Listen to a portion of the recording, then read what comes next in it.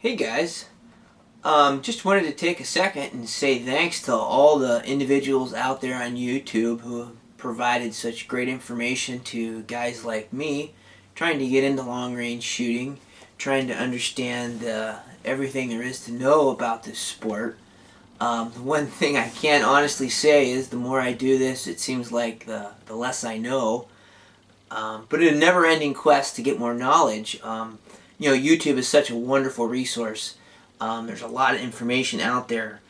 And I just wanted to give back and share some of the experiences I've had in loading my 7mm Remington mag with 168 grain Berger VLD bullets.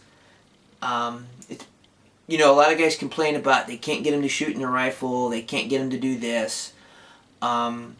And they are fairly sensitive, and I just wanted to share with what I've done to get what I feel to be a very accurate load, a very consistent bullet in causing extreme damage. Guys will complain about the Berger VLDs at close range and high velocities where they fragment. To that I say, at close range, shoot them where you're supposed to, and it doesn't matter if it fragments and blows up a lot of meat. The one actual problem I did have is shooting a doe at roughly just under 100 yards or at. Had a really good broadside vital shot, and it just happened that her back leg was back. I shot right behind the front leg. Well, good long shot. Well, it came out. It blew out that back shoulder blade. Caused quite a bit of damage.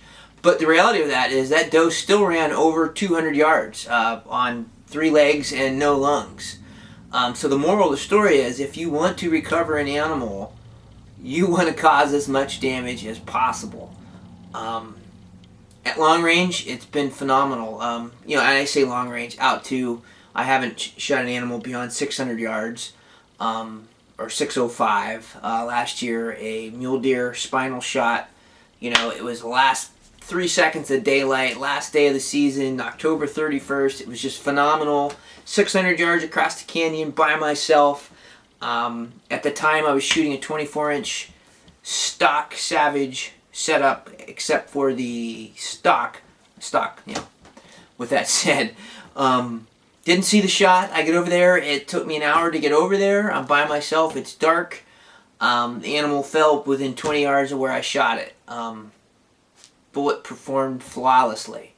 Have no desire to change it. So there is some information here for people shooting a non-Berger bullet, but so much of the information guys talk about their load development, their load data. I'm just going to share with what I've found loading the 168 grain Berger in my 7mm Remington mag. So here we go. I get a chance to share with you my book of notes, which I love to show people on what I've learned, but most people don't really seem to care. Perhaps I'll find an audience here today that would like to see my load workup and data that I've done to get to this point. I'll share with you on how I've kind of tried loading into the lands on my original 24-inch $550 Savage Weather Warrior. But what I'm getting at here is, so many guys talk about the accuracy of their guns. I'm quarter MOA, I'm sub MOA at 100 yards. Well, the reality of that is you can be 5 MOA at 100 yards and kill a deer ethically, reliably, and consistently. It's the MOA are you shooting at 1,000 yards if you're going to shoot that distance? What MOA are you shooting at 600 yards if you're going to shoot that distance?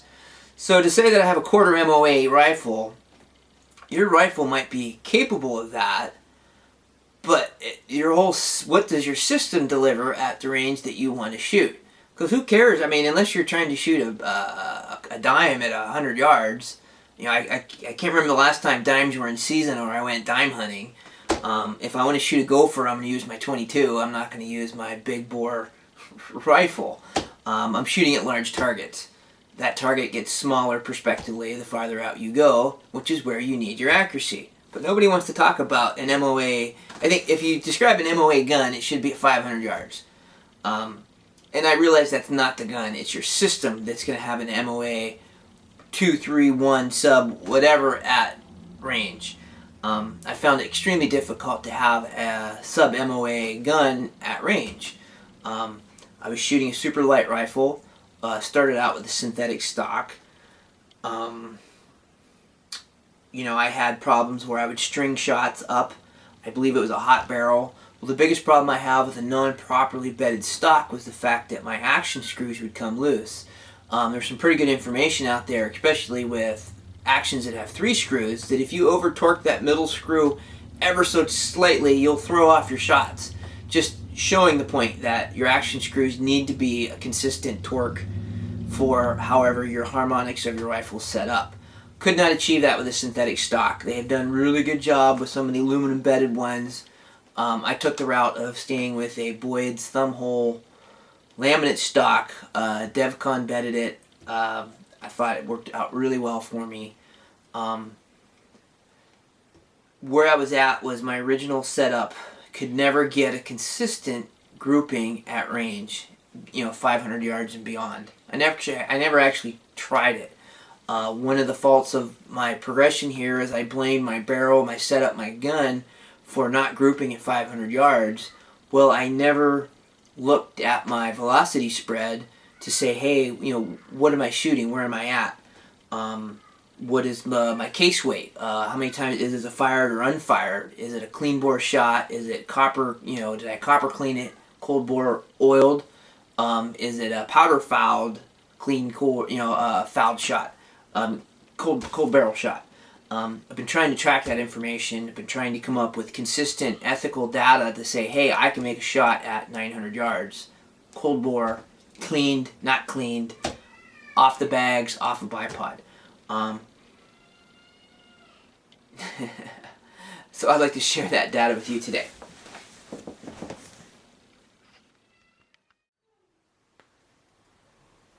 Okay, so what I have here is some of the 100-yard work I did with my original stock Savage with the plastic synthetic stock. Just showing you what, you know, you can see this is my best 3-shot group. I do believe in a hunting scenario, I'm not looking at a bench rest accuracy of 5-shot groups, and that could be argued. But 3-shot group, velocities was 2865 at 100 yards, you know, quarter MOA. You can't argue with that. This one right up here, you can see, I believe this was the typical string of my loose action screws, which was one of the problems I had with that synthetic stock. And it's kind of funny, this is almost the mirror image of that previous string shot. Could be the result of, you know, loose action bolts that I believe, you know, at fault of that synthetic stock. But, you know, purely measuring 100-yard MOA groups, you could say that, you know, I've achieved it on this $500 rifle, which I believe can't be misrepresented on misrepresentative of your accuracy at range, which is kind of what I'm trying to get at here.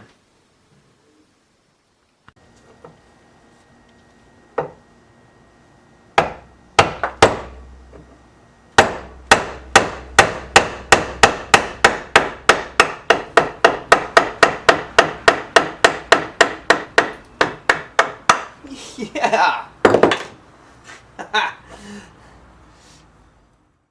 The only real reason I'm excited here is I made that vise out of a piece of steel I had, and wasn't sure if it was going to work. The old Home Depot, what was it, about a $10 block of wood, red oak I believe it was. My profile wasn't perfect, but it worked. Sweet. Just came in the mail today, this beauty that they all like to do. 27-inch number 5 contour, 1 9 twist with their 5 groove land rifling. Oh, I'm excited. Excited. Doesn't weigh anything. Okay, here we go. 24-inch Savage barrel. Sporter. 2 pounds and 2 pounds 9 ounces. Okay. Packnor, 27-inch. 5 contour. It's beautiful. Okay, 2 pounds 9 ounces. Yeah. Okay, we got 3 pounds 13 ounces. So 1 pound and 3 ounces, 16, 19 ounces more. Let's hope that's good weight. Scotch tape, which is about 3 thousandths thick, put on the back, and then of course it doesn't lock down the bolt.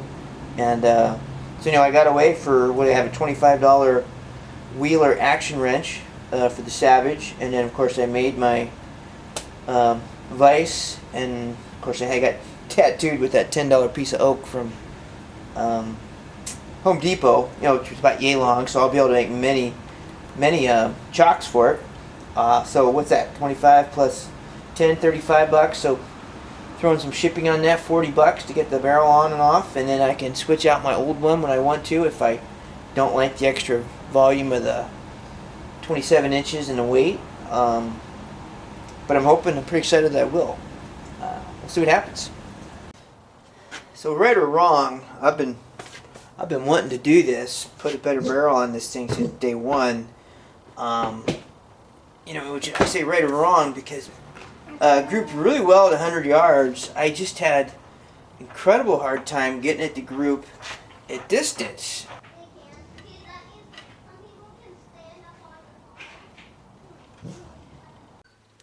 This is my initial Retumbo Berger Bullet 168 ladder test at 200 yards, working up from 69 grains up to 70.8.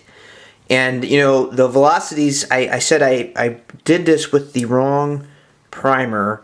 I had a lot of velocity discrepancies. For say I would go up 3 grains, and where does it show that? From 69.9 to 70.2, the velocity was actually slower with that higher grain. But the ladder test did provide what it needed to do, which showed me my 69.9, 69, 70.2 grains all grouping very similar, which was desired results from the ladder test. So it's the first 500-yard test. I don't know if it's the chrono that I'm getting discrepancies in my velocities. It grouped really good at half MOA at 200 yards, with showing a spread of velocities. So before I get too balled up, I'm gonna check it at 500 yards, which is kind of my benchmark for what I'm doing here. Obviously, I want to shoot 1,000, but realistically, if I can get a sub MOA accuracy at 500 yards with my load, rifle, bedding, trigger work, everything, I'm gonna call that a success. At 500 yards, 4 inches would be 2 inches, 2.5 inches would be great. I just don't want 5 inches. Too much work for 1 MOA. I'll be back to the bench. So 3 shots, 500 yards. Been pretty good condition here. 34 degrees, 2,500 feet. Pretty early in the morning. Didn't quite get daybreak, but had this little channel here with the sagebrush. And just a little quartering tailwind behind me. So can't use that as an excuse. And so we'll go down range and see what we got. I need a mile-long driveway.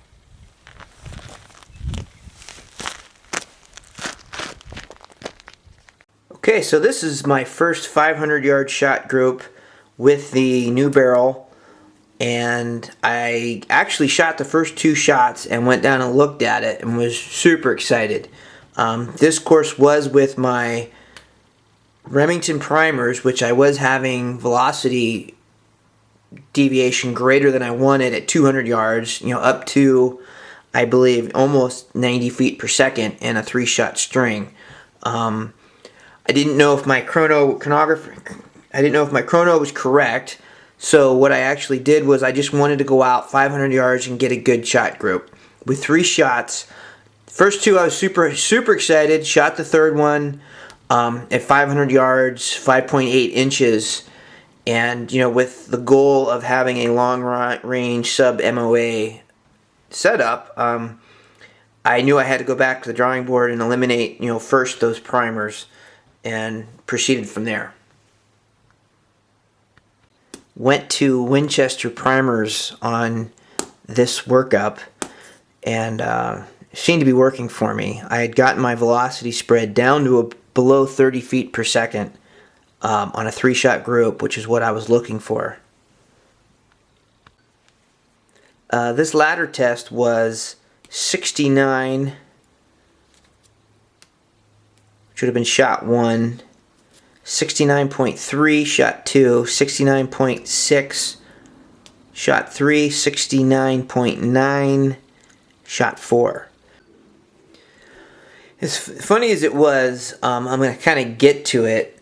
My previous 24-inch Savage barrel load I used was 8 thousandths into the lands with 69.8 grains of Retumbo. I was previously using Remington primers, which I believed could have been my issue at long range with that 24-inch barrel, because I was not looking for my extreme velocity spread being under 30 feet per second with my initial load workup with that initial gun. Now that I am tracking that velocity spread, I believe I can achieve that with the Winchester primer, which seems to be more consistent with this case bullet weight. Who knows what causes that. At 200 yards, shots 2, 3, and 4, I'm not gonna. I'm shooting out sandbags. I could have a lead sled or something better, but regardless, at 200 yards, that's a pretty good grouping. I chose these guys. Okay, so now that I found that I had a pretty good grouping at 69.3, 6, and 0.9, I shot each of those 3-shot groups, and I brought them all together on one piece of paper to represent those shots, which was kind of a neat how it worked out, because my 69.3 in yellow, my 69.6 in pink, my 69.9 in orange. This is with Hornady brass, and these are all shot previously one-shot cases, fire-formed cases, and the black represents 69.4 grains with new brass. Looking for, can I substitute new brass? Do I need fire-formed brass? So at 200 yards, you can see the point of aim shift. Roughly call that over 1 MOA at 200 yards. But this is exactly what I'm looking for. A lack of sensitivity to pressure change or case charge weight at 200 yards between 69.3 up to 69.9. Very happy with that. This was kind of a cool test. Up to this point, I'm still using Hornady brass, which I've not been real impressed with. Out of 100 shells, 100 cases, I had 226.8 my lightest, 231.1 my heaviest. This was considerably more spread than I had with my Remington cases by about 2-fold. I called Hornady, and they said they do not weigh their cases. They believe regardless of case weight, the internal volume is consistent. At 200 yards, I took a heavy case, which has more volume and I believe has less volume internal if it has more material, in theory. Light case has more volume, derives less pressure. 200 yards, 2 shots. The heavy case came in at 3,016 feet per second. This is with my Winchester primers that were creating a lot lower velocity spread. Light case, 2949. That's a 60 50, 60, 65 feet per second velocity spread. You know, I could have pulled those a little bit, but nonetheless, at 200 yards, light case, heavy case. For what I want to do, I'm going to try to keep my case weight spread, you know, deviation under a grain. If that means I have to break them up in groups of 25, you know, I don't know. Just keep track of my velocities and case weight. All looking for consistency on that cold bore shot. Based off that data, I wanted to try Remington cases with that, and I had that load data from 69.3 up to 69.9, and just for shits and giggles, I took my previous charge weight from my other setup on my 24-inch barrel, chose that, used the yellow and the orange are fire formed cases. This was kind of a neat test. This was off my bipod. Previously, I had quite a bit of issues shooting bipod or sandbags, harmonic changes, whatever, was over 2 MOA at 800 yards, shifting from a bipod to a sandbag. So I have to decide whether I'm going to be shooting in the field off my bipod or off bags. But that was the comparison between point of aim shift between bipod without bipod at 200 yards. The cool thing here is I switched to non-fire formed cases, brand new Remington cases at 200 yards, and I had the point, you know, you could call this a flyer or me, a lot more consistent point of aim versus fire formed and new cases.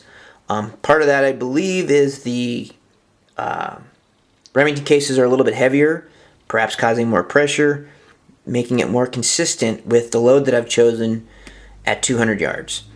Due to that data, I have decided to go with Remington cases and not the Hornady.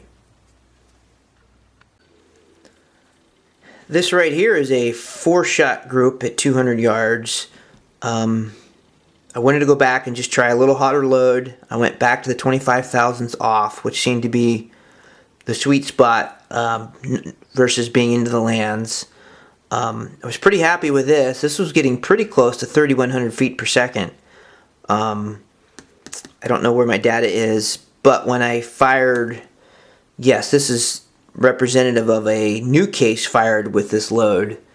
And I didn't like the point of shift change versus fire formed and new cases with this powder charge, which led me back to going to that 69.8 because the consistency of the fire formed and non-fire formed cases were a lot closer, and which is why I went with 8 thousandths into the lands.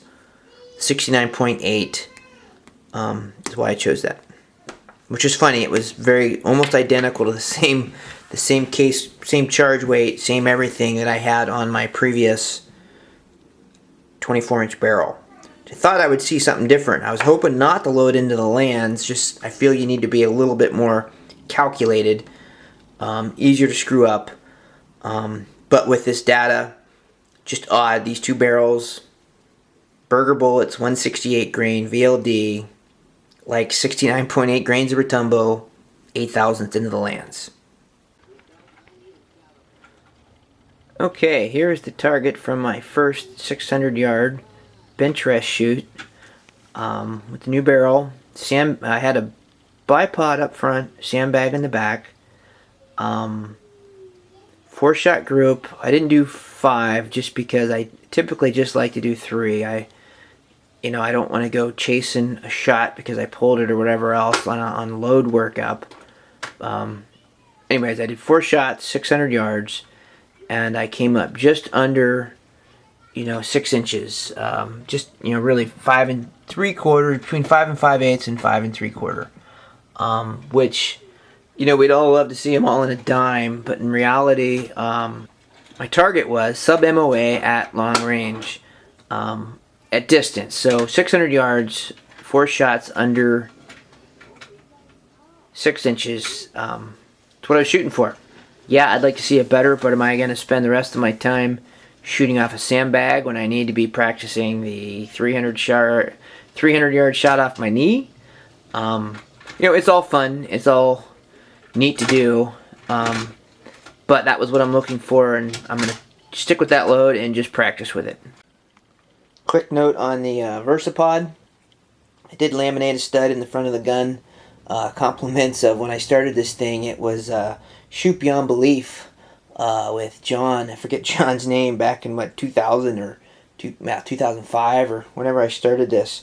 Anyways, you can see I got a little red tag on there. Shoots 1 MOA low. That was a deviation I had with bags and bipod on my previous setup. As of right now, I'm looking at about a half MOA shift to the right with the bipod and not off the bags. So as of right now, I figure I'm going to try to see how consistent I can be shooting off the bipod and go with that. It's so nice having a bipod in the field. You don't have to lean up against a tree, a bush, the dirt.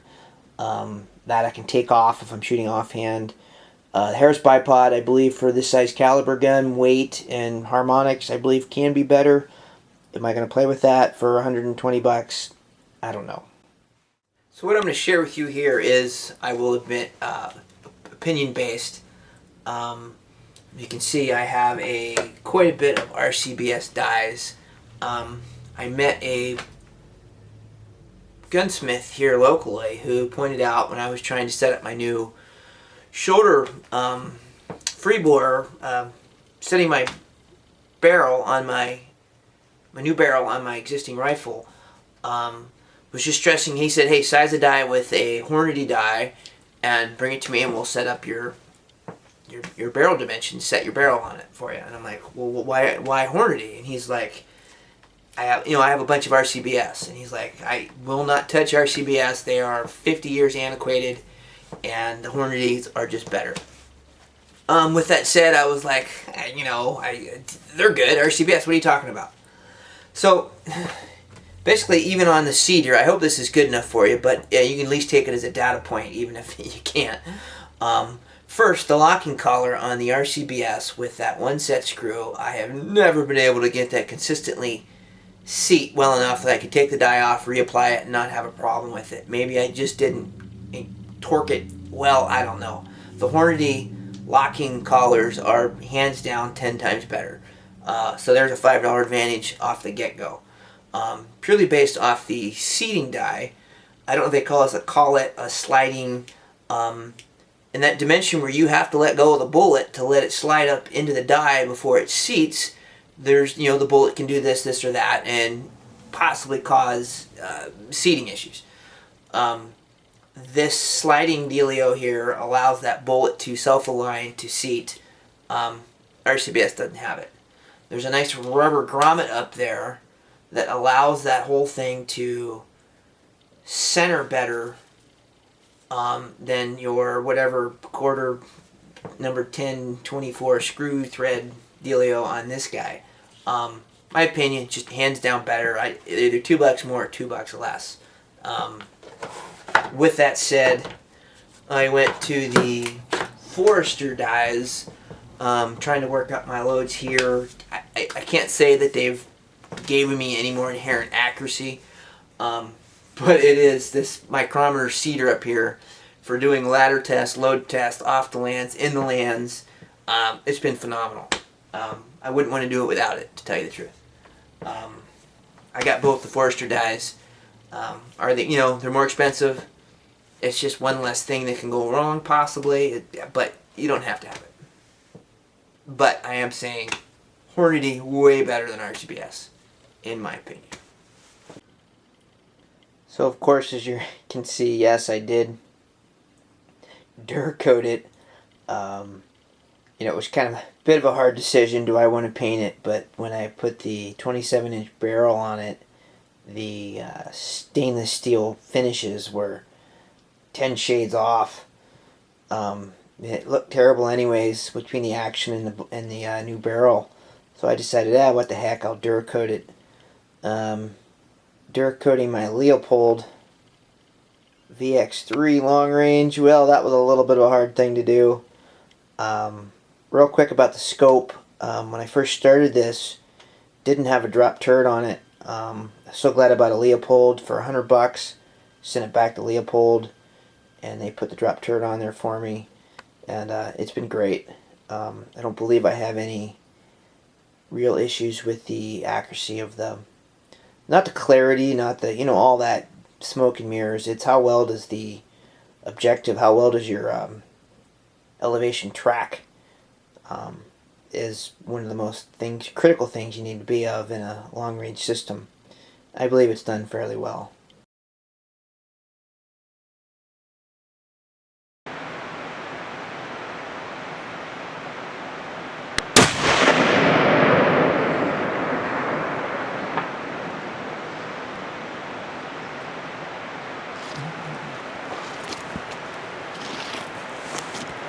So the long and short of it, did the 27-inch aftermarket barrel solve all my problems? No. I want to say they did. It did. Did glass bedding a good stock solve a lot of problems? Yes. Would I benefit from a one-piece Picatinny rail? I don't know. I think you can get away without it. So long story short, I believe meticulous, tracking your load data. What is your extreme spread of velocity with whatever powder charge you're using? Some really great data points out there from Aaron Davis at Gunworks. I think he's targeting 30 feet per second or lower velocity spread on your rounds, and that's a great data point. I'm going to go with that. I'm currently at about 22, I think 20, with multiple tests I've done with this load, so I'm happy with that. Is that going to be my biggest factor in long range consistency? More so than a new barrel? Probably. The new barrel is 1.5 pounds heavier. Is that going to help with long range? Yes. Will that help you? I don't. Who am I to say? I believe the more my limited shooting skills can only be complemented by making my system more forgiving, and I'm going to call that 1.5 pounds or so good weight. I believe it's going to help me. So that's what I've done. For whatever reason, 69.8 grains of Retumbo, 8 thousandths into the lands, works on 7mm mag with the two barrels I've had. Maybe it's a Savage thing. I don't know. But, a pretty cool data point, too, is when I was researching what to do. I forget the internet site was, but, if you want to build it up, Savage Action, Boyd stock, Packmore barrel. That's what I've done. I'm happy with it. Could I have done it stock $600 rifle? Perhaps. With meticulous load development. I will say that this just hasn't been easy coming up with deviating from my 69.8 grains of Retumbo, 8 thousandths into the lands. 25 thousandths off, I would move to 35 thousandths, it would open up. I moved to 5 thousandths, it was terrible. 15 thousandths, it was still bad. So off the lands, and unfortunately, that new barrel, what do you call it? Free bore. Distance of the chamber was a lot shorter than my Savage. Had to seat the bullet quite a bit shorter. Didn't want to push it in 120 thousandths. I was already, compressed loads. I don't know if that's your cause of. A lot of those guys are finding this load accurate with extreme, loads of 72, 73, or I say the higher end loads of 72, 73 grains. That compressed load seems to work for guys. I haven't gone down that road. My intention is not to bench rest this gun until the barrel's gone. I need to practice the 320 yards off my knee, which seems to happen quite a bit in the field. I would go as far as to say that the 200 to 350 off your knee is the most missed shot I've come across. Anything closer than that, I hit them off my knee. Anything farther than that, I look for an opportunity to lay prone. or tree or something of solidness. So, moral of the story, I need to practice 220 to 350 yards off my knee. I hope this information was useful for you. It's what I've experienced. It's purely a data point. I'm learning. By no means am I an excellent reloader. There's videos out there for that. I kind of hammer through it and learn what I learn and apply what seems to work and get rid of what doesn't. Oh, hey, I'd like to give a shout out to Sniper 101, but I mispronounced his name, but TiborasaurusRex. He's got some great videos out there. 102 videos, I think, on long-range shooting. He doesn't go into reloading at all, which I believe. I don't know how you shoot a beer can at 1,400 yards without having the perfect reload. But I do believe some systems are more forgiving on reloading than others. I found my 7mm mag with that Berger very particular 2000s off, deviation in loading, and I have problems. I did notice when I sat these at, say, 7,000s versus 8,000s, it dropped. Velocity was like off by 35 feet slower. Need to be consistent. Last thing I'd like to say is, had a heck of a hard time finding information regarding Coriolis effect shooting east and west. Gunworks, I forget the name of the guy who's doing it right now, pretty much came out with the best advice I've seen is do your drop charts north and south. You'll split your difference of shooting high to the east and low to the west. The issue I've seen and I've told friends is if I go out and do load data out to 1,000 yards to the east and it's shooting high, all of a sudden I think I have a higher velocity than I really do. So I jack up my velocity on my ballistic charts and all's fine and dandy. I turn around and shoot 1,000 yards to the west and all of a sudden I'm shooting a minute and a half low. Well, what's going on? Is my gun dirty? What's that? Well, there's not a lot of information out there that really gives you hardcore data on how to mathematically come up with your Coriolis east and west. There's a lot of... I had a hard time finding it. Long story short, zero it north and south, subtract half MOA at 1,000 yards shooting to the east, add half MOA shooting to the west. Some good data out there. Gunworks does some... They shoot that scenario on YouTube. Pretty informative. As far as hardcore data to calculate it, I'm going with add or subtract half MOA at 1,000 yards. That's my max range for the most part. Good luck.